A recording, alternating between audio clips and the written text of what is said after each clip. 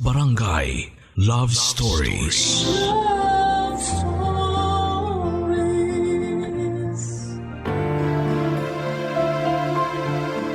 Ang kapusukan ay madalas na may hatid na kapahamakan. Kaya dapat alam natin ang limitasyon tungkol sa mga bagay na gusto mong gawin sa buhay o ibigay sa ibang tao. Ikaw, kapuso, handa ka bang halikan ang tao na unang beses mo pa lamang na nakilala? Dear Papa Dudut, magandang araw po sa inyo. Ako nga pala si Yena, 27 years old, at proud kong sabihin na isa akong manang pagdating sa pagpapatakbo sa buhay ko. Bakit ko nasabing manang? Yun kasi ang madalas na panunukso sa akin ng mga kamag-anak at mga kaibigan ko, lalo na ang best friend kong si Mel. Masyado raw akong boring na babae. Parang walang thrill ang buhay ko.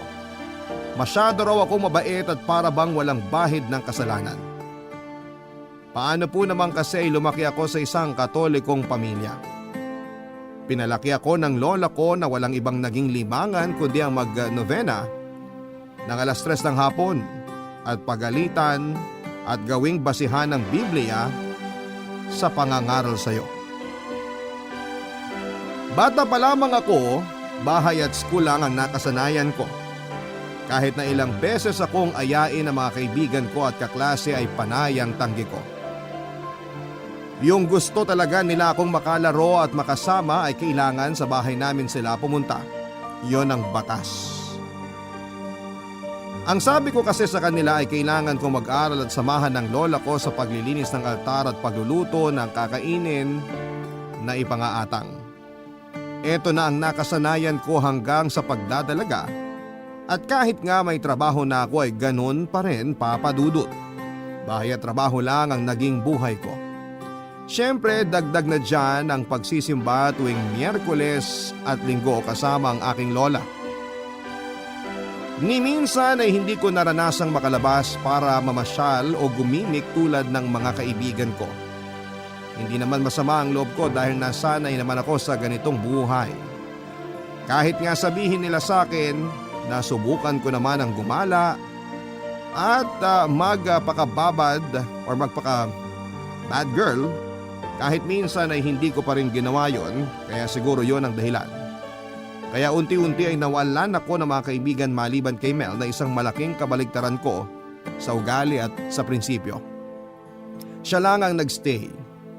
Nakapagtataka nga lang na siya lang ang nagstay dahil magkaiba kaming babae. Kung ako ay kung ako ang good girl, siya naman, Papa Dudut, ang demonyo.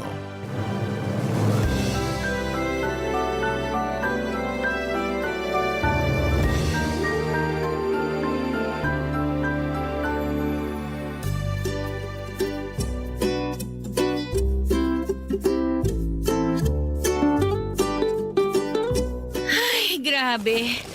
Makikitulog muna ako dito sa inyo, ha? Mel, shh, may ala ka na naman. O nga pala, paalala mo naman sa akin mamaya na maligo pagkagising ko. Ngayon ka na kaya maligo bago ka dumikit dyan sa kama ko. Ito naman, talo mo pa nanay ko kumanermon ka eh. Saglit lang. Iidlip lang naman ako dito ng mga 3 oras, tapos aalis na rin ako. Sakto pagkagising mo, samahan mo na kami magrosaryo ni Lola. Naku, tiyak na. No! May kakanin namang ipapakain sa'yo. Kaya kapag napagod ka ng magdasal, saka ka… No! Kahit kailan pinapaniwala mo pa rin ang sarili mong may allergy ka sa rosary, no? Yap, at walang lunas doon, no? Paano kung ilagay natin sa plastic yung rosaryo para mahawakan mo at… No! O sa eco bag? Bakit pa pinipilit mo ako magdasal kasama ng lola mo? Para mabawasan yung kasalanan mo. Alam kong hindi ako mabuting tao katulad mo. Pero kumpara sa'yo, mas masaya naman ang buhay ko, no? Mas masaya nga, pero baka ngayon palang pinaplano na sa impyerno kung ano yung gagamitin sa yung pangsunog. Hindi mangyayari yon. Friends kaya kami ni Satanas. Gentle lang siya sa akin for sure. Huwag kang nagbibiro ng ganyan. Nakakakilabot eh. Oy, mas nakakilabot yung pagiging sobrang good girl mo. Masyado ka mabait. Masyado kang pure. Kadiri! Ano naman ang nakakadiri sa kabutihan? Yan! Yan mismo! Girl, magbago ka na, please lang! Di ba dapat ako magsabi sa'yo niyan? Ako magsasabi nito at sasabihin ko paulit-ulit. Hindi maganda yung masyado kang mabait. Masyado kang prim and proper. Masyado kang alagad ng Diyos. Ewan ko sa'yo.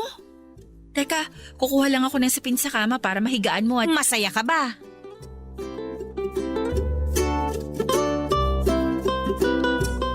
Masaya ba ako? Yun ang iniwang tanong sa akin ni Mel na hindi ko masagot, Papa Dudut. Oo at hindi lang naman ang isasagot. Pero bakit ang komplikado? Ito ang unang beses na may nagtanong sa akin kung masaya ba ako sa ginagawa ko sa buhay ko. Masaya ba akong gumigising ng alas 4 ng umaga para pagandaan ang araw ko? Ililista ang mga dapat kong gawin sa buong araw. Sisiguraduhin walang lukot ang bedsheet ko bago ko iwanan ng kwarto. Masaya ba ako na laging sumusunod sa kagustuhan ng lola kong maging prim and proper? Maging Maria Clara ng makabagong henerasyon. Masaya ba ako na maging routine ang pagrosaryo at bawat kamalian ko ay ipaparamdam ko sa sarili kong napakasama kong tao? Masaya ba ako na bawat manliligaw sa akin kapag nalaman kong walang alam sa Biblia ay binabasted ko? Masaya ba ako na hindi ko naranasan kahit kailan yung mga bagay na nararanasan ng mga kaedad ko? Papa Dudut, masaya ba ako na namumuhay na walang dungis at bahid ng kamalian ng buhay ko? Ito ang sagot ko.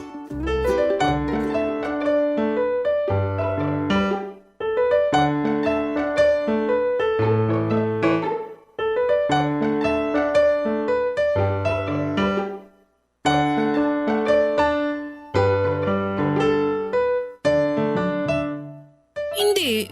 Alam ko naman na yan ang isasagot mo eh. Ba't ka pa nagtanong? For confirmation, syempre. Ay, alam mo, Yena, hindi naman kita ginajudge sa pagiging good girl mo eh. Yan ka eh. Pero alam mo yun, maiksi lang ang buhay, girl. Maganda kaya sa pakiramdam na magkamali ka pa minsan-minsan at hindi magsisi. Di kita maintindihan. Bakit di ka magsisisi kapag nagkamali ka? Kasi tao ka lang. Pwede kang magkamali at pag nagkamali ka, may matututunan ka. May tatawanan ka kapag binalikan mo yon kapag matanda ka na. Di ba nakakasama ng loob yun? Sa'yo siguro dahil hindi ka nga sanay magkamali o mas magandang sabihin na hindi mo hinahayaan ang sarili mo na magkamali. Eh kasi hindi maganda sa pakiramdam yung nagkakamali ka. Bakit? Natry mo na bang magkamali? Hindi pa, pero… O paano mo malalaman na hindi maganda sa pakiramdam na magkamali kung hindi mo pa nararanasan yun? Kasi… Naranasan mo na bang uminom mula gabi hanggang umaga? ng tubig. Siyempre, OMG! Alak, girl! Alak! Hindi pa siyempre. Naranasan mo na bang sumakit ang ulo? Ayan, naranasan ko na yan. Dahil sa hangover? Hindi, pero dahil sa migraine, oo. O naranasan mo na bang sumayaw? Nung high school at college, pandango sa ilaw o kaya naman… Sumayaw sa ibabaw ng mesa ng isang club dahil sa sobrang kalasingan. Hindi pa. O one night stand? One night stand? Yung makikipag-tsuktsak-tsanes kasi hindi mo kilala. Tapos kinabukasan, babay na. Kasi hindi mo na siya ulit makikita pa. O wala ka nang balak ulit makipagkita sa kanya kasi nga isang gabi lang ang habol mo sa kanya. Ganun lang yon. Mel, parang… Ready ka ba sa one night stand? Ready ka bang magkamali?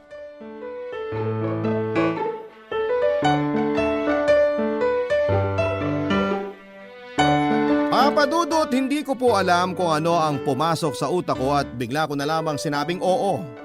Handa na akong magkamali. Handa na akong bitawan yung pagiging manang at pagiging good girl ko na matagal ko ring naging image sa lahat ng tao. Oras na siguro para sumubok na gawin yung mga bagay na hindi ko kailanman naisipang gawin.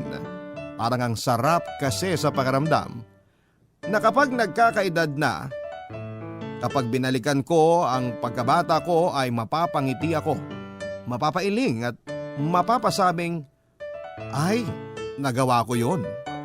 Handa na akong maranasan yung mga naranasan ni Mel at ibang taong naging malaya sa mga pagkakamali nila. Wala namang masamang sumubok ng bago, hindi ba? Walang masamang gawin yung mga hindi mo nakasanayan. Kung hindi mag-workout, edi at least may natutunan ka sa mga bagay na ginawa mo. Barangay Love Stories. Barangay Love Stories. Siyempre, kailangan ko ng tips kung paano gagawin ang mga dapat kong gawin, lalo na yung one night stand, Papa Dudut. Wala pa akong karanasan pagdating sa aspetong sexual. Gusto kong matry ito kahit sa taong hindi ko kakilala. Mas pinush pa nga ako ni Mel na ibigay ko na ang bataan sa kung sino man para raw may experience na ako at hindi na mangangapa pa kung sakaling makahanap na ako ng boyfriend. Sana raw ay magaling yung makaka one night stand ko para may matutunan talaga. Kinakabahan ako sa aking gagawin pero hindi ako pwedeng umatras. Gusto kong magkaroon ng kulay ang black and white kong buhay ng mga panahong yon, Papa Dudut.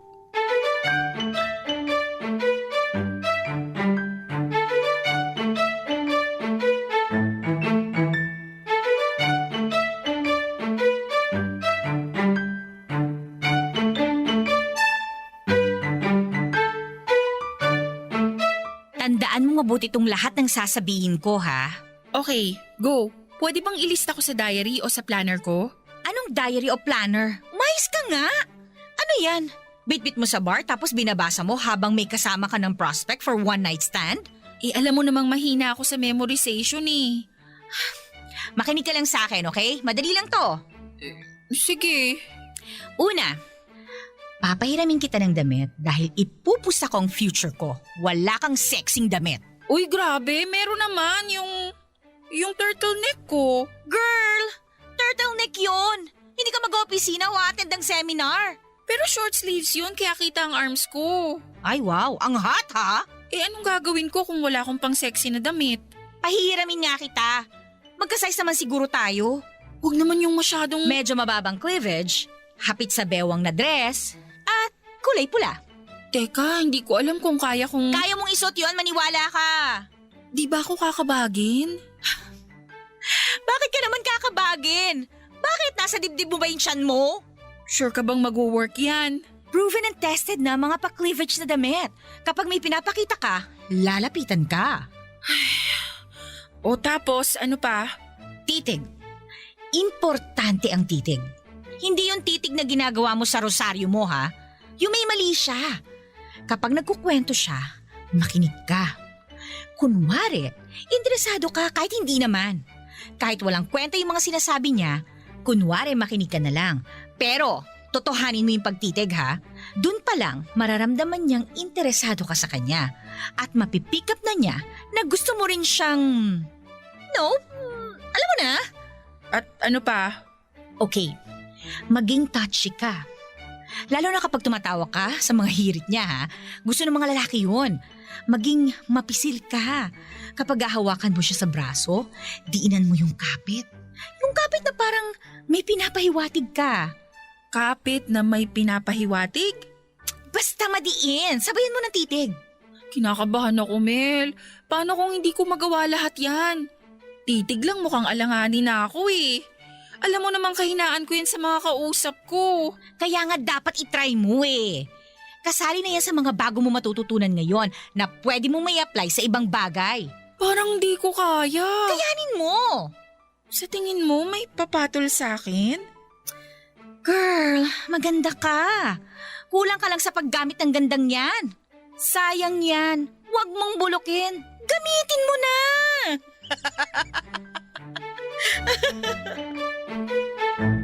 Marami pang ibang tips and advice ang binigay sa akin ni Mel, Papa Dudut.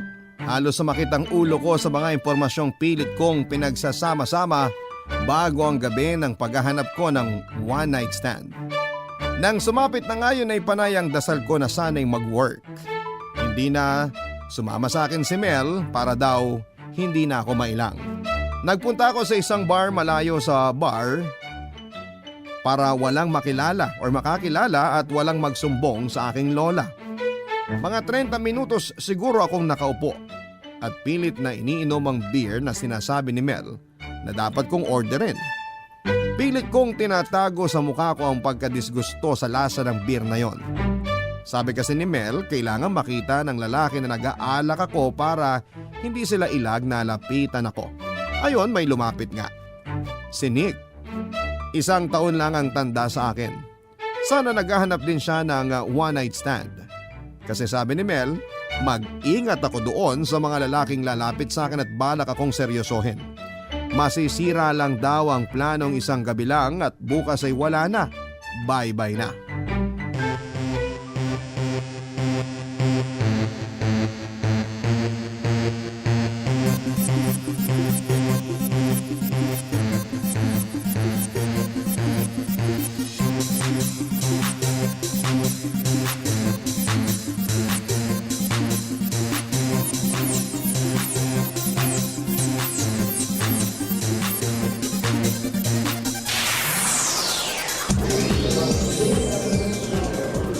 Hi, Hi!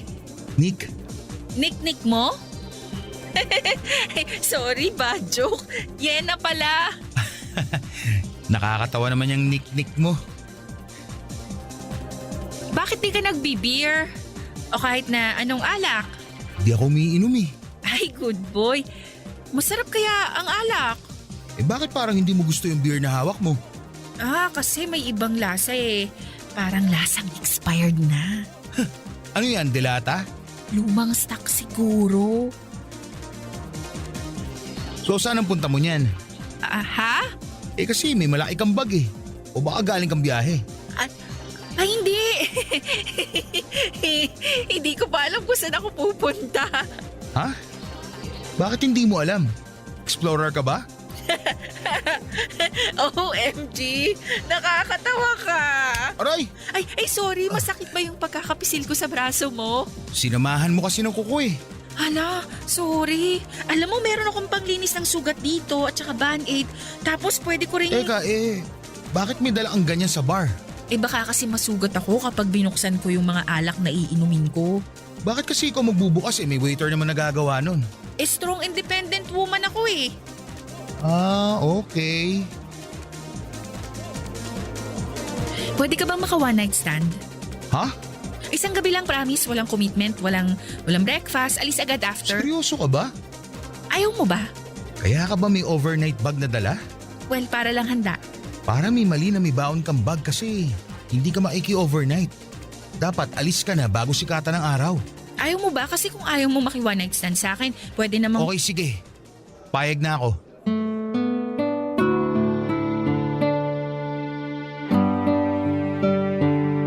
Hindi ko na inubos pa ang beer at umalis na kami ni Nick para dumiretso sa isang malapit na motel sa bar na yon, Papa Dudut. Nanginginig ako habang nasa taxi, hindi kami nag-iimik ang dalawa at nagpapakiramdaman. Eto na yon, wala nang atrasan. Kinapakapa ko ang bag ko para ma-check kung dala ko ang lahat ng kailangan ko sa one night stand na yon. May dalawa akong box ng proteksyon sa gagawin namin. Oo, napakarami ng binili ko, Papa Dudut. Kasi hindi ko alam kung alin doon ang hiyang sa makaka one night stand ko. May mga dala din po akong toothbrush, shampoo, conditioner at meron pang USB fan, ascorbic acid, foot powder, nail polish, wipes at 4 na Bimbo kung sakaling pawisan yung makaka-partner ko. At syempre, mga walang aircon doon sa kwarto. Meron din akong 5 scented na kandila para maset yung mood kapag ginawa na namin yon. Para kasing ang romantic kapag meron noon, Papa Dudut. Saka pantaboy ng langaw at lamok, and speaking of lamok ay may baon din po akong katol at mosquito repellent lotion. May DVD rin po ako, baka sakaling gusto niyang manood bago namin gawin yon. Isa pang nagpabigat ng bag ko ay ang isang karton ng full cream milk kasi hindi ako makakatulog. Barangay Love Stories. Barangay Love Stories. Nakaupo lamang kaming pareho sa dulo ng kama ng motel na yon, Papa Dudut. Parehong hindi alam ang gagawin. Tumayo ako para kunin ko ang bag ko para simulan ng sindihan ng mga kandila. Pinigilan niya ako at baka raw magkasunog. Sabi ko kahit kato lang yung sindihan namin kasi may nakita akong nakapasok na lamok. Umiling din siya. Kinakabahan na ako at hindi ko na alam ang gagawin ko kaya binato ko siya ng bimpo sa mukha niya at sinabing baka pagpawisan siya. Natawa lamang ito at sinabing bumalik na ako sa kama para masimulan na namin ang dapat naming gawin. Nagtanggal na ito ng pangitaas na damit habang ako naman ay hindi matanggal ang dress na suot ko dahil sobrang hapit nito. Sabi niya ay tulungan daw niya ako kung nahihirapan ako pero tumanggi ako. Di kaya sexy kung tutulungan niya ako na tanggalin ang mga damit ko. Pakiramdam ko talaga ay may mali sa damit ko kaya naman para hindi mainip at makahalata itong sinig ay hinalikan ko na lamang ito. Nabigla din siya sa ginawa ko, Papa Dudut. Nanginginig ang labi ko ng sumunod na ginawa niya, Papa Dudut. Bahala na, yun ang sabi ko sa sarili ko.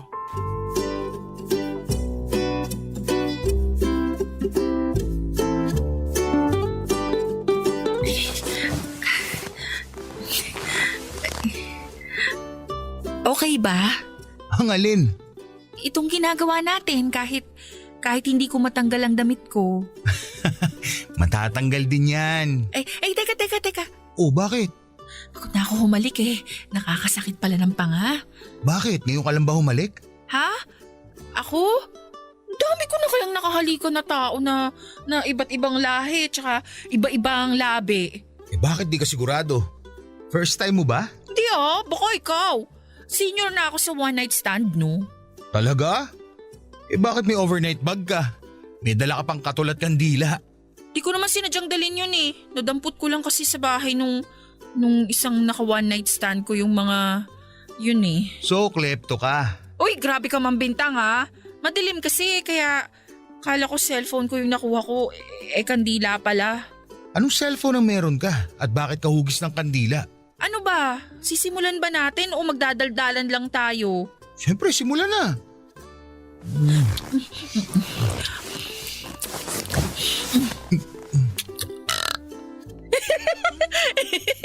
Yung digay mo, amoy longganisa. Sorry kasi...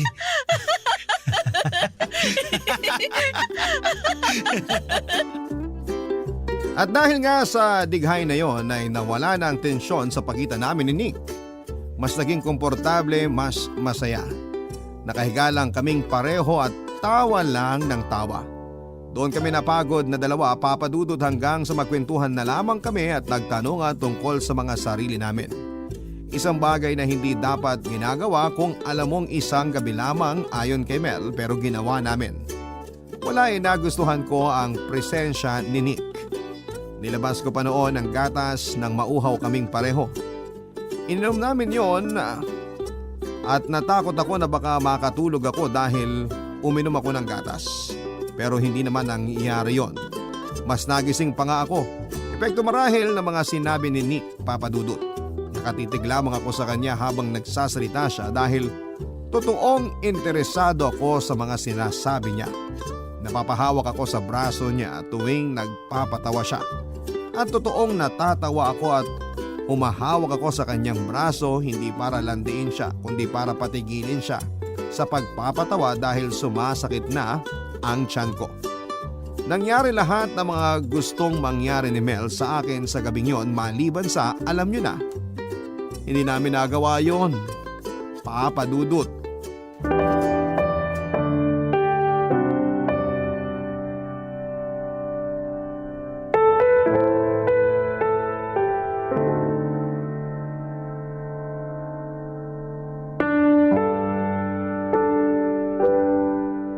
Alas 7 na pala ng umaga.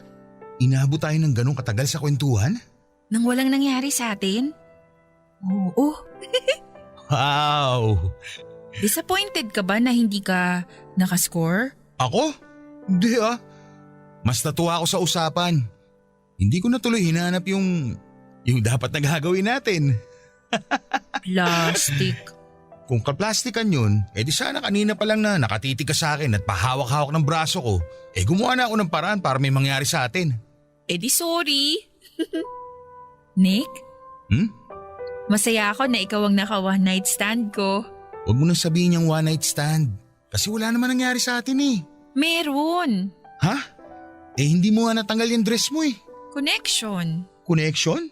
Connection yung nangyari sa atin at satisfied ako. Ako rin. Satisfied ako. Uy, yung tiyan mo. Kagabi tumighay ka. Ngayon naman nag-aalburuto na yung tiyan mo. Ay, sorry. Kinulang sa longganisa. Ano, tara? Ha? I-avail na natin yung free breakfast natin? Sayang yung silog Tara! Nick, Yes? first time ko. Wala pa akong nakaka one night stand. Ako rin. Tara? Tara!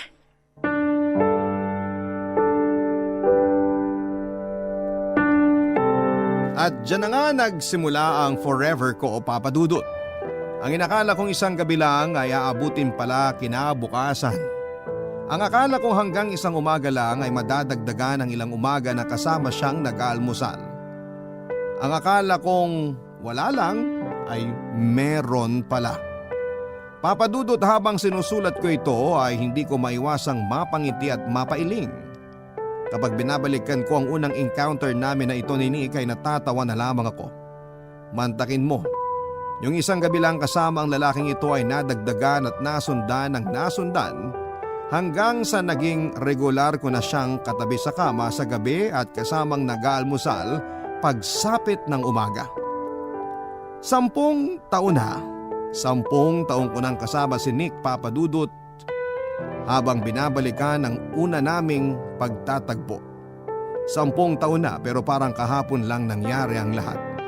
10 taon na pero hindi pa rin ako nagsasawa sa kanyang muka at araw-araw ko pa rin siyang minamahal kasama ng 2 naming anak. Nakakatawang isipin na sa ganitong pangyayari kami pinagtagpo ng Diyos. Iba talagang gumalaw ang tadhana at hindi mo inaasahan yon. Darating na lang bigla ang hindi mo hinahanap. Darating na lang bigla ang hindi mo mararamdamang gusto mong tumanggi. Darating na lang bigla at masasabi mong eto na yon, na siya na yon. Maraming salamat po sa pagbasa ng aking liham. Ang inyong forever kapuso at kabarangay, Yena. Nagustuhan ng iyong napakinggan? Ituloy yan via live stream sa www.gmanetwork.com/radio. Barangay LS 97.1 Forever!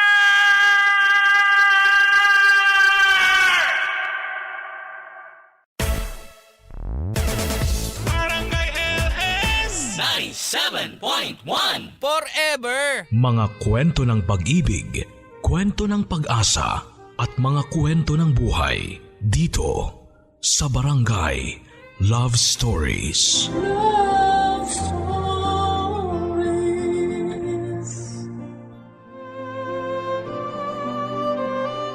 Kapag ang tao ay umibig, may mga bagay tayong nagagawa ng higit pa sa ating inaakala. At kung minsan naman dahil sa kagustuhan nating mahalin din tayo ng taong mahal natin ay gagawin natin ang lahat. Kahit na tayo ay masaktan sa dulo. Ikaw, kapuso, naranasan mo na bang sumugal sa pag-ibig at matalo?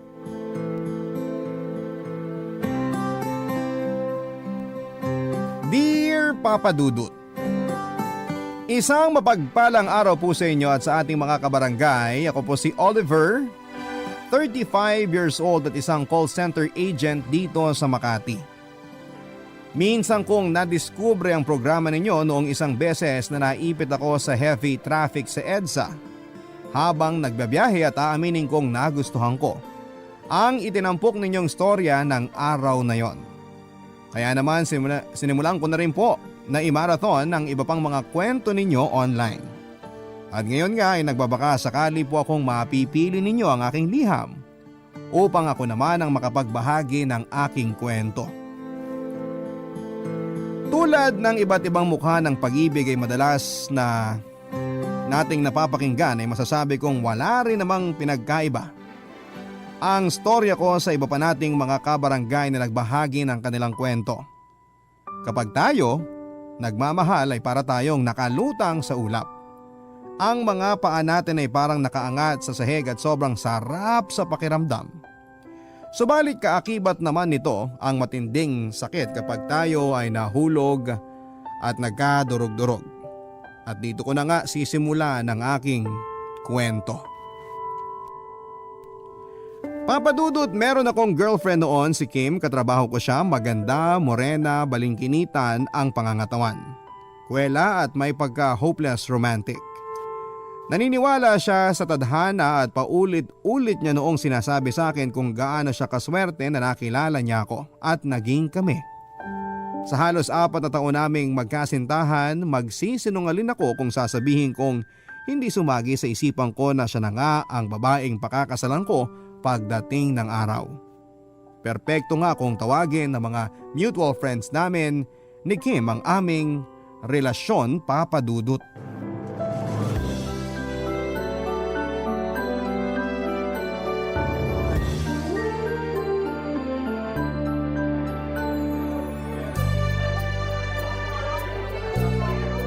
Ano, babe?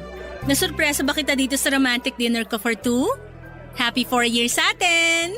Nasurpresa mo talaga ako, babe. Hindi ko nga akalain na nagpa-reserve ka na pala in advance dito sa restaurant na to. Pambihira. Naunahan mo ako ah. Aba, syempre! Hindi naman pwedeng ikaw lang palagi ang may pakulo, no? Last year, dinala mo ako nun sa amusement park for our anniversary celebration. Tapos nung second anniversary natin, nagpa-pool party ka naman. At yung unang taon naman natin, dinala mo ako sa Batanes. Dahil ako ang lalaki sa atin. Kaya ako ang dapat na maging punong abala sa mga bagay na ganyan. Ang gagawin mo na lang masurpresa. Pero thank you sa effort mo, babe ha. Feeling ko tuloy, ang gwapo-gwapo ko ngayon. Parang tanga naman to, oh. Saka di naman malaking bagay to, no? Ano ka ba? Malaking bagay sa akin to, basta galing sa'yo, no? Kaya ano bang pinagsasabi mong maliit dyan? Ikaw talaga. Kain na nga lang tayo. Nakakapaglaway na tong steak eh. I love you, babe. Babe? Kilala mo ba sina Alvin at Esther? Yung dati nating supervisor at yung long-time boyfriend niya? Alam mo bang kinasal na sila last month? Tapos kanina, nabasa ko sa Facebook status ni Esther na buntis na siya. Grabe, no? Ano kaya ang pakiramdam ng maikasal na't maging soon-to-be mommy? Uy, ayos ka lang ba, babe? Oh, inom ka muna ng tubig. Okay lang ako, babe. Medyo nakakasamid lang kasi yung sinabi mo. Alin? Yung tungkol sa kasal at pagbubuntis? Ano namang bago doon, ha? Ikaw talaga, patawa ka. Ay, kasi naisip ko lang na sa ganung sitwasyon din naman tayo hahantong kaya kahit wala pa, hindi ko na mapigilang ma-excite. Alam mo yun? Kaya nga hinart ko talaga yung status ni Esther kanina at di ko pa napigilang mapa-comment, babe. Nakakainggit siya. Ano namang nakakainggit doon, babe? Ang hirap kaya maging magulang, no? Mahal magpalaki ng bata. Kukulangin kahit makapag-ipon ka ng 1 milyon. Sa mahal ba naman ng gatas at diaper? Baka nga kapag naranasan mo yun gustuhin mo nang ibalik sa tiyan mo yung baby. Grabe ka naman, babe. Sa tono ng pananalita mo, parang ayaw mo magkaroon tayo ng baby ah. Kaya nga tayo nagtatrabaho at nag-iipon para sa magiging anak natin, di ba? Ang saya kayo magka-baby kung alam mo lang. Kung makapagsalita ka, parang naranasan mo na. Grabe, babe. Ako na nagsasabi sa'yo, mahirap. Kahit wala pa tayong anak, nakita ko nang pwedeng mangyari. Baka magaya tayo kina Kuya Kirby at sa misis niya. Tingnan mo, hindi maganda o gaga kung saan kukuha ng pera para panggatas at diaper ng anak nila. Nung nakaraang linggo, nangutang na naman sa akin. Tapos yung hipag ko, naku, isa pa lang ang anak, pero parang 3 nang inaalagaan. Ni hindi na makuhang magsuklay man lang ng buhok. Ikaw ba? Gugustuhin mo bang maging ganon sakaling magkaanak tayo?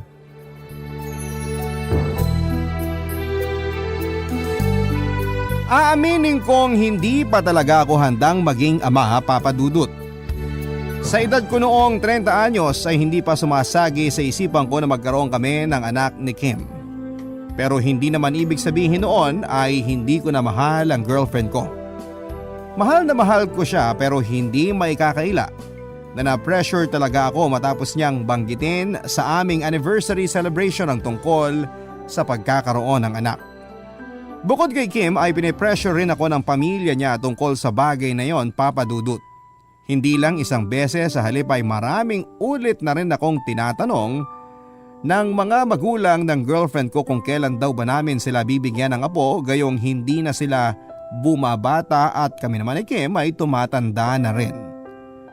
Wala naman daw kaso kung mabuntis ko muna ang anak nila bago kami ikasal. Dahil ang importante lang sa kanila ay ang pagkakaroon nila agaran ng apo. Doon ko na nga naramdaman na kahit pala mahal na mahal ko si Kim ay dumating din ako sa punto na nasasakal na ako sa aming relasyon, Papa Dudut. Nang mga panahon na yun ay naisip kong hindi naman masama kung magkakaroon kami ng pagitan ni Kim sa isa't isa para mas makapag-isip-isip kami tungkol sa mga bagay-bagay. Lalo na ako. Gusto kong lumayo muna sa girlfriend ko para kahit kaunti ay makahinga ako sa kanya at sa pamilya niya. Kaya nga isang linggo matapos naming mag-celebrate ng aming ika-4 na taong magkasintahan ay kinausap ko si Kim upang makipag-cool off, Papa Dudut. Noong umpisa ay hindi naging maganda ang naging reaksyon ni Kim tungkol dito. Pero sa huli ay unti-unti rin niyang naunawaan ang punto ko.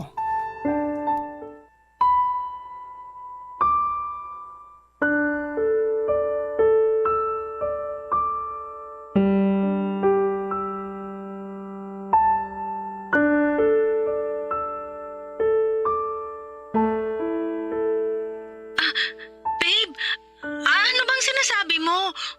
Cool off? Nakikipaghiwalay ka sa akin? Babe, hindi naman yun pakikipaghiwalay. Di ba pinaliwanag ko na? Masisisi mo ba ako kung mawindang na lang ako ng ganito, ha? Kahit ilang beses mo kasing ipaliwanag sa akin, hindi ko pa rin magets kung bakit gusto mong makipag-cool off sa akin. May nagawa ba akong mali, ha? Sabihin mo, ano? Ay, babe, wala kang nagawang mali. Sa katunayan, napaka-perpekto mo ngang girlfriend eh. Eh kung ganun nga, bakit kasi gusto mong makipag-cool off? Ano, nagsasawa ka na ba sa akin at sa relasyon natin? Akala ko ba ayos lang tayo? Nung nakaraang linggo, nag-celebrate pa tayo ng anniversary natin. Sabi mo na surpresa kita at natuwa ka sa ginawa ko. Tapos ngayon sasabihin mo na lang ang tungkol sa bagay na yan? Ano ba to, babe?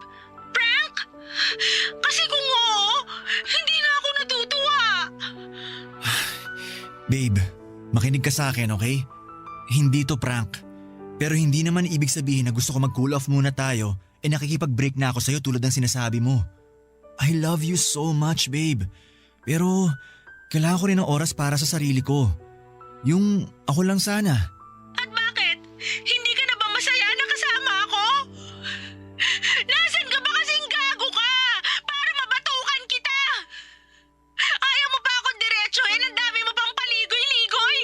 Kunwari ka pa na masaya nung anniversary natin pero ang totoo, meron ka ng iba! Pinagpalit mo na ako kaya ngayon gusto mo nang makipag-cool off! Pwede ba, Oliver? Anong palagay mo sa akin? Ay, makinig ka muna kasi, babe. Huwag mo ako matawag-tawag na babe, diyang manloloko ka! Ganyan din ba ang tawag mo sa bago mo, ha? Ang sama-sama mo talaga! Sinabing wala akong iba eh. Babe, ano ba? Nakikinig ka ba talaga o hindi? Palagay ko hindi eh.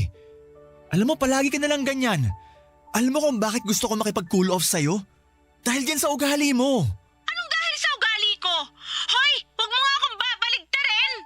Ay, nakakainis naman. Gusto mo, ibaba ko na tong phone? Tapos mag-usap na lang tayo ulit kapag marunong ka ng makinig?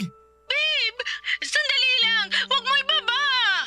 Eh kung ganon, intindihin mo muna ang sitwasyon ko bago ka mag-react ng ganyan. Alam ko naman na biglaan tong desisyon ko sa relasyon natin. Lalo pa nga't kaka-anniversary lang natin. Pero kung patatagalin ko pa to at kikim-kimin na lang, baka mabaliw na talaga ako ng tuluyan. Babe, mahal na mahal kita at gusto ko lang linawin na hindi ako nakikipag-break sa'yo.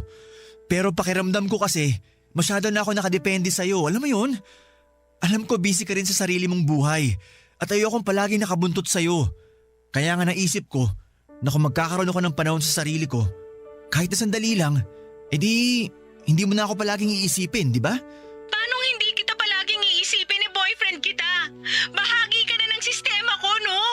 Ano, basta na lang kitang isusuka ng ganun-ganun na lang? Ayan ka na naman eh. Nakikipag-usap pero hindi nakikinig. Ay, Oo na, naiintindihan na kita, babe. Siguro masyado ka nga lang na-pressure dun sa kinuwento ko tungkol sa bisor natin na kinasal na at magkakaanak na. Tapos nalaman ko rin na panay ang pangungulit sa'yo nila mama at papa tungkol sa kung kailan tayo ikakasal at magkaka-baby. Sorry ha, masyado akong naging insensitive. ay, babe, wala yon. Masaya ako dahil naiintindihan mo ng ibig kong sabihin. Ikaw pa rin naman ang mahal ko kahit na humihingi ako ng space sa relasyon natin. Promise yan ha. Promise, babe.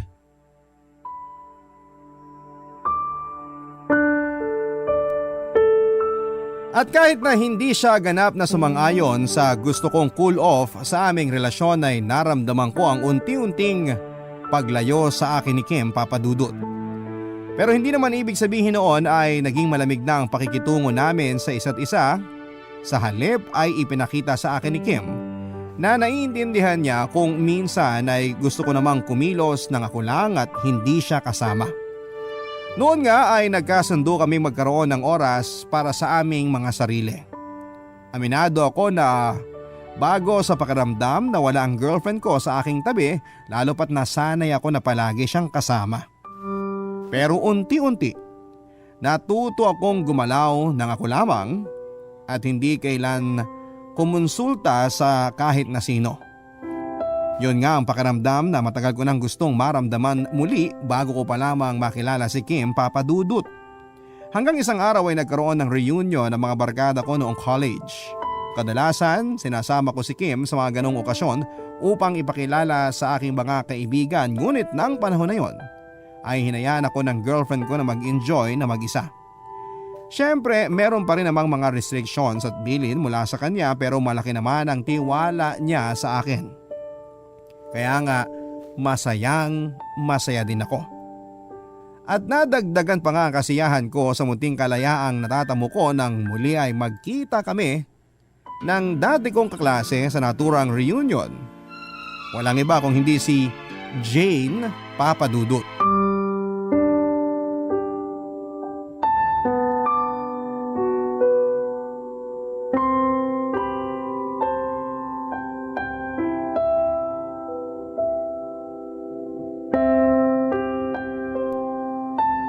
Papadudot si Jane ay kabaligtaran ng GF kong si Kim.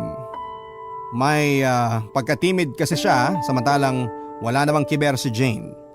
Happy-go-lucky siya na tulad ko at kayang sakyan ng lahat ng trip ko sa buhay. Kahit nga noong nag-aaral pa lamang kami ay tinagurian pa kaming sangang dikit ng aming tropa dahil palagi talaga kaming magkasama at magkasabwat sa mga kalokohan. Ang totoo niyan ay marami sa mga kaklase namin noon ang nalulungkot nang hindi kami ang magkatuluyan ni Jane Papadudut. Akala raw kasi nila dahil nga sobrang close kami ni Jane ay magiging kami rin sa dulo. Pero hindi nangyari yon dahil isang semester bago kami magtapos noon sa kolehiyo ay nabuntis si Jane ng nooy lihim na karelasyon niya. Aaminin kong nasaktan ako matapos ipagtapat sa akin ni Jane ang bagay na yon. Palibasa may plano na rin akong magtapat sa kanya ng damdamin ko kaya lang ay hindi na yon nangyari pa Papadudut. Nang makapagtapos naman kami ay tuluyan na kaming nawala ng komunikasyon sa isa't isa. Mas nag-focus na lang din ako noon sa paghahanap ng mapapasukang trabaho para naman makalimutan ko na rin si Jane. At pagkalipas nga ng ilang taon ay nakilala ko nga si Kim na naging kasintahan ko naman.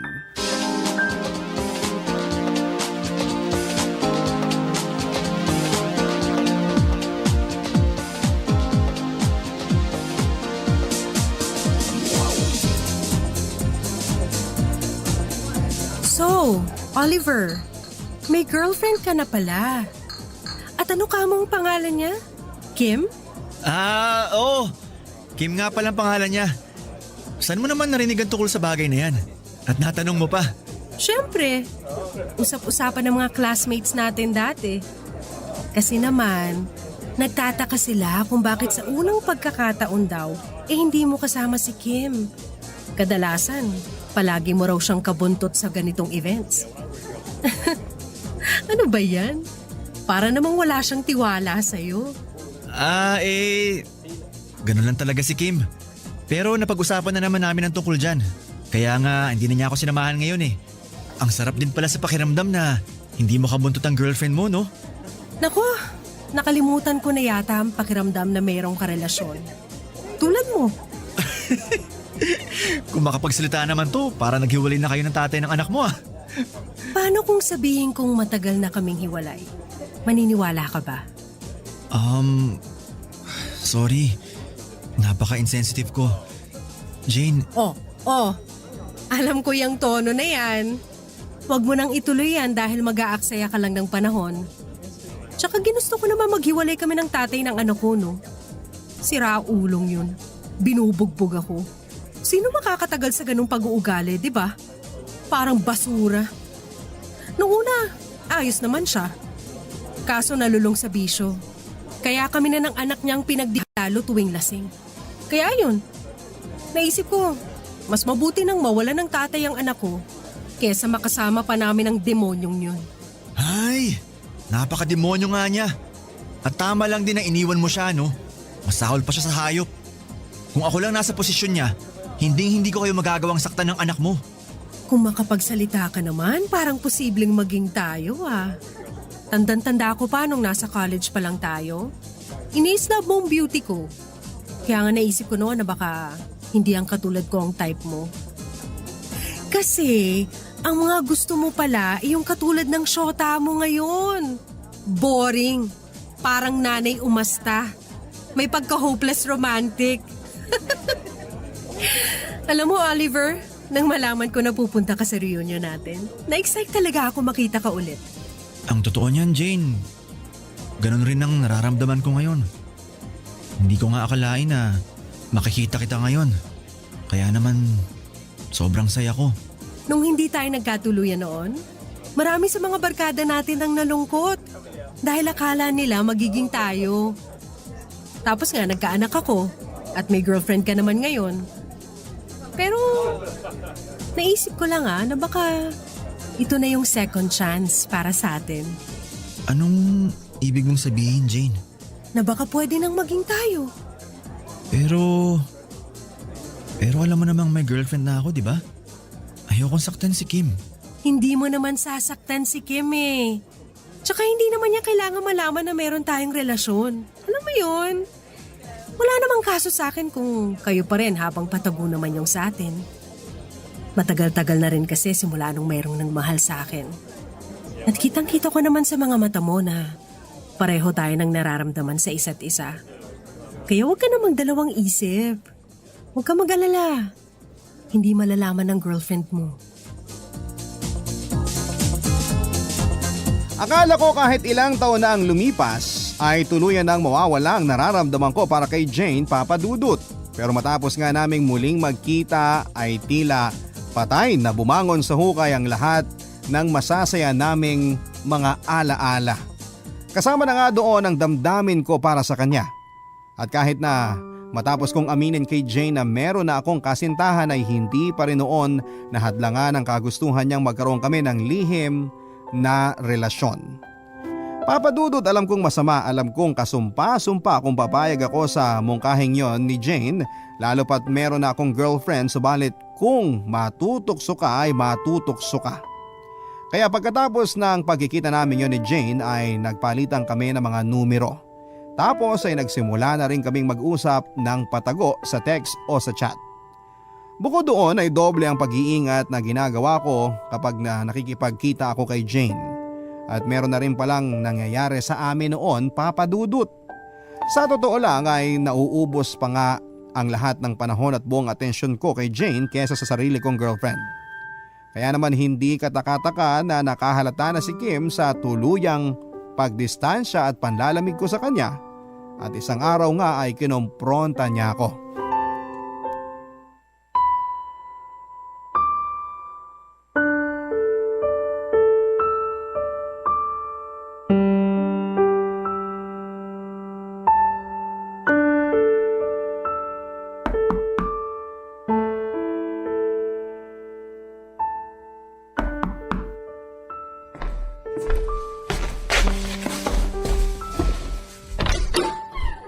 Ano ba yan? Ba't ang tagal mo akong pagbuksan ng pinto?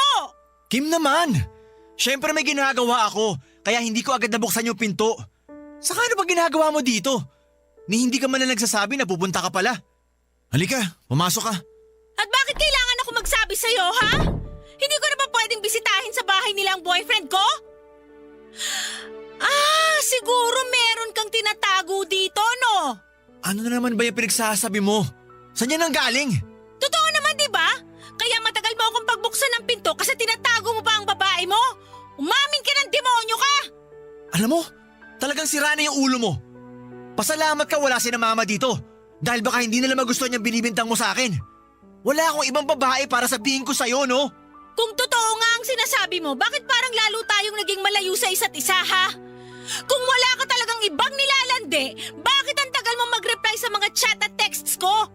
Palagi mo rin sinasabing busy ka sa kung ano mang ginagawa mo. Kapag niyayaya kitang magkita naman tayo, puro ka excuses. Ano na lang ba ako sa'yo, ha, Oliver? Ipapaalala ko lang sa'yo na girlfriend mo ko! Hindi ko naman nakakalimutan yun, Kim. Eh di kung ganon, patunayan mo! Huwag mo akong baliwalain o tratuhin parang basura! Ikaw lang naman ang nag-iisip niyan eh.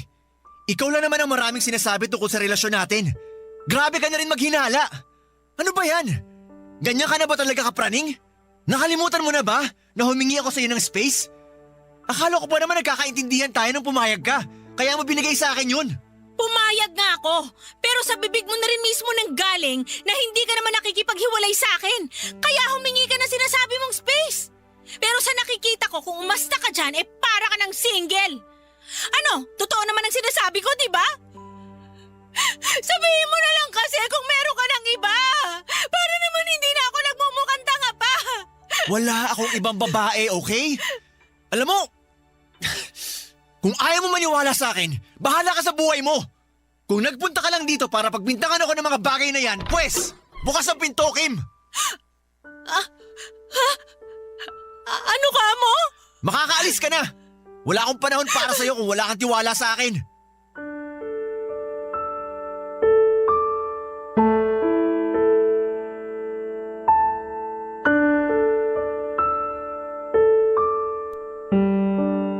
Papa Dudut, hindi na ako magmamalinis pa.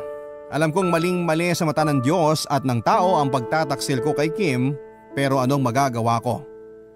Lalaki po ako at merong pakiramdam sa kaloob-looban ko ang muling nabuhay nang magkita muli kami ni Jane, Papa Dudut.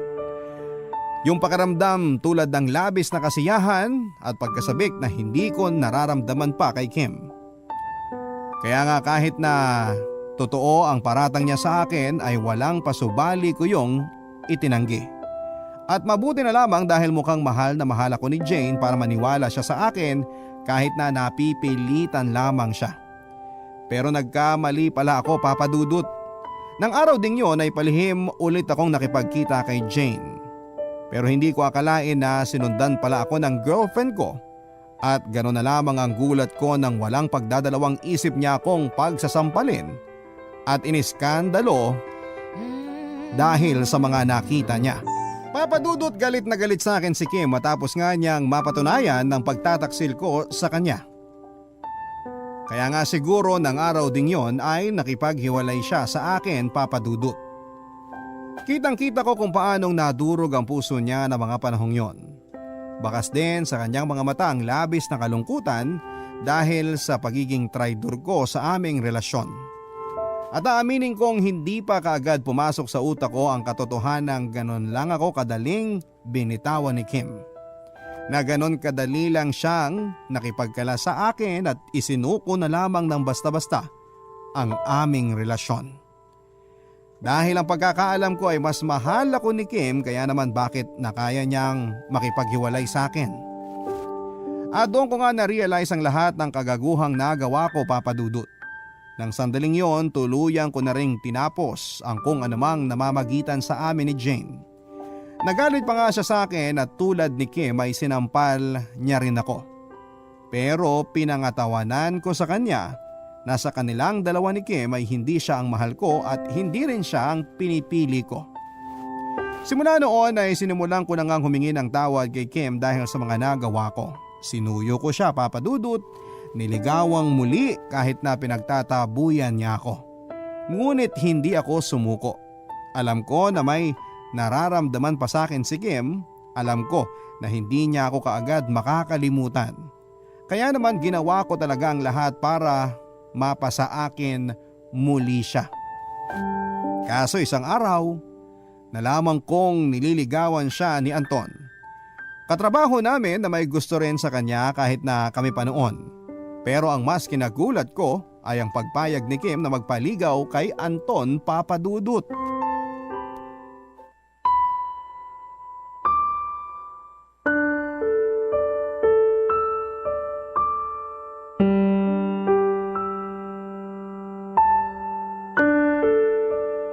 Kim, mag-usap naman tayo please. Ano pa bang pag-uusapan natin, Oliver? Di ba tinapos ko na ang lahat ng meron tayo? Kaya pwede ba? Huwag kang parang aso na sunod sa akin? Ano pa bang dapat kong sabihin o patunayan sa'yo para maniwala ka sa akin na wala na kaming relasyon ni Jane? Tuluyan ko ng pinutol ang anumang ugnayan namin sa isa't isa. At bakit bigla mong sinasabi sa akin ngayon yan, ha? Kasi gusto mong linisin ang pangalan mong kasing dumi ng imbornal. Nagpapatawa ka naman yata, Oliver, sa pag-aakalang ganun ko na lang kadaling makakalimutan ang pagtataksil mo sa aking hayop ka. Kim, I'm really sorry. Sising-sisi na ako sa mga nagawa ko sa'yo noon. Hindi ko naman intensyon na saktan ka eh. Natukso lang ako, yun ang totoo. Tinukso lang ako ni Jane. Ikaw talaga ang mahal ko. Leche naman, Oliver, pwede bang tumahimik ka na? Dahil baka sa inis ko ay mapatugo ko na talaga yung bibig mo na wala nang ibang sinabi kundi puro kasinungalingan. Ano bang akala mo sa akin, gago ka, ha?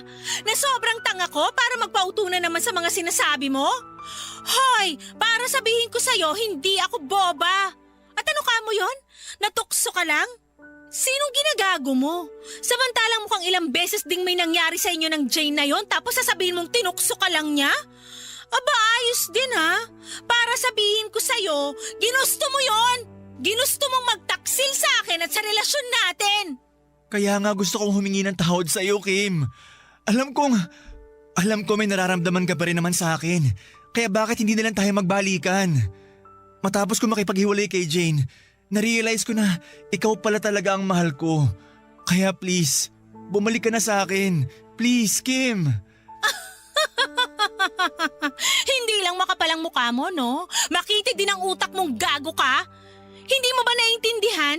Kahit mahal pa kita o kung meron pa akong nararamdaman para sa'yo, wala pa rin saysay ang lahat ng yon dahil mas matindi ang galit at pandidiri ko sa'yo, Oliver. Ayaw ko nang makita ni Anino mo dahil naaalala ko ang kataksilan mo sa akin. Napakawalang hiya mo rin, no?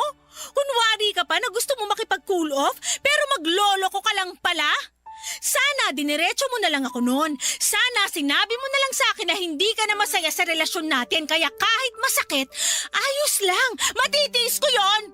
Hindi yung ganito na may iba ka nang nilalande habang tayo pa. Tapos ang lakas pa ng loob mong mag-deny?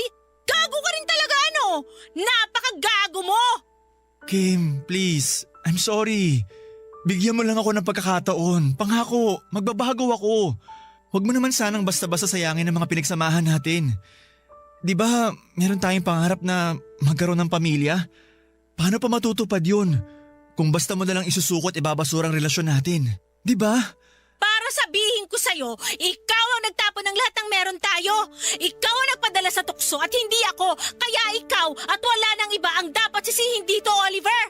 At kahit lumuha ka pa ng dugo dyan, wala nang magagawa ang pagsusori mo. Hinding-hindi na nito mabubuo ang relasyon natin na winasak mo! Papa Dudut, sising-sisi ako sa lahat ng mga nagawa ko kay Kim. at sa kusa kong pagsira sa aming halos perpekto at masayang relasyon noon. At kahit na matapos nga niya akong sampalin ng lahat ng mga sinabi niya, lalo ko lang napatunayan sa sarili ko na mahal ko pala siya at siyang gusto kong makasama habang buhay, Papa Dudut. At bukod sa pagsisisi ay labis rin akong nangihinayang sa lahat ng aming pinagsamahan, kaya nga lalo rin akong naging determinado na mapasagot muli si Kim. Pero hindi na nga yun nangyari nang malamang ko na lamang na naging sila na ni Anton. Ang sakit pala kapag nakikita kong meron ng ibang lalaking kasama ang babaeng mahal ko, Papa Dudut. Parang pinipiga ang puso ko at hindi ako makapag-isip ng maayos. Nang mga panahong yun ay gusto kong sumigaw at magalit sa Diyos dahil hinahayaan niyang mapunta sa ibang lalaki si Kim. Yun din ang dahilan kung bakit naging desperado na ako. Kahit na gustuhin ko mang hiwalayan si Kim, gusto ko mang hiwalayan ni Kim si Anton, alam kong hindi niya yon gagawin dahil ayaw niyang masaktan nito. At dahil alam ko rin namang ako pa rin ang mahal ni Kim, kaya sinabi ko sa kanya na ayos lang sa akin na maging third party niya. Handa akong gawin yon, mapatunayan ko lang na nagsisisi na ako sa kasalanan ko sa ex-girlfriend ko, Papa Dudut. Nung una ayaw ni Kim pero hindi nagtagal ay napapayag ko naman siya. Naging kami nga muli ni Kim habang karelasyon niya si Anton. At sa pagkakataong yon, ako naman ang naging lihim na karelasyon. At kahit na mahirap, tumagal ng 6 na buwan ang aming mga patagong pagkikita, Papa Dudut.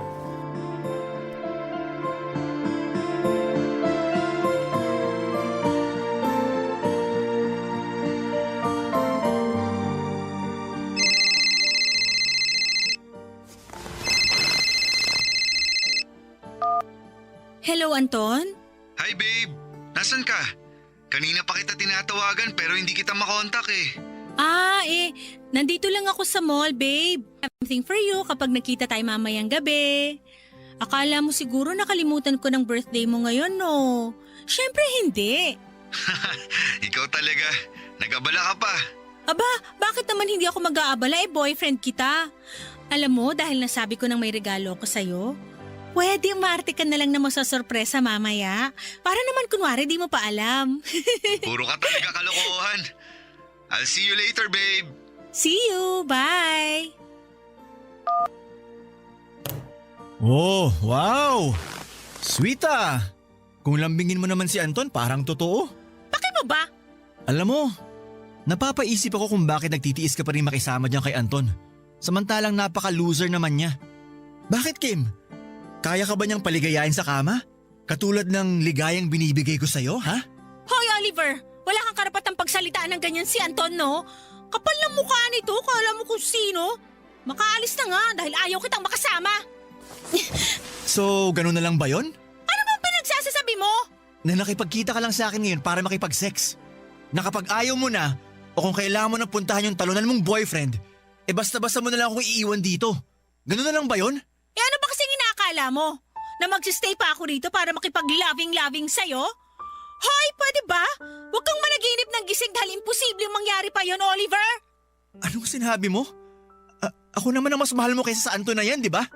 Kaya ka nga pumayag noon na magkaroon tayo ng lihim na relasyon dahil may nararamdaman ka pa para sa akin.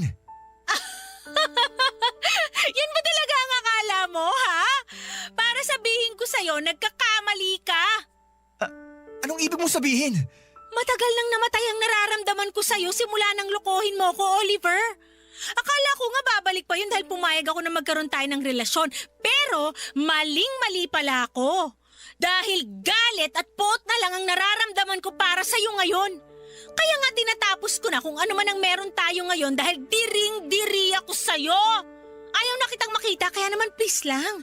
Alang-alang sa pinagsamahan natin dati at ito na lang ang tanging bagay na magagawa mo para naman kahit papano mabawasan ang kasalanan mo sa akin. Utang na loob, lubayan mo na ako.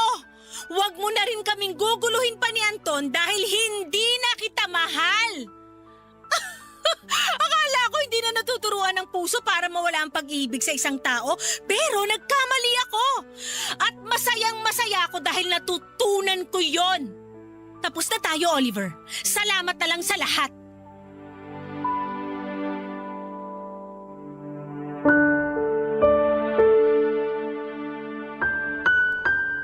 Papadudot matapos sa akin sabihin ni Kim, ang lahat ng mga masasakit na salitang yon ay parang binuhusan ako ng malamig na tubig dahilan para magising ako.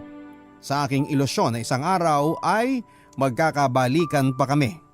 Na matapos ang lahat ng pagsasakripisyo ko, na pagpayag kong maging third party sa relasyon nila ni Anton ay mapapatawad niya ako mula sa aking mga nagawang kasalanan noon.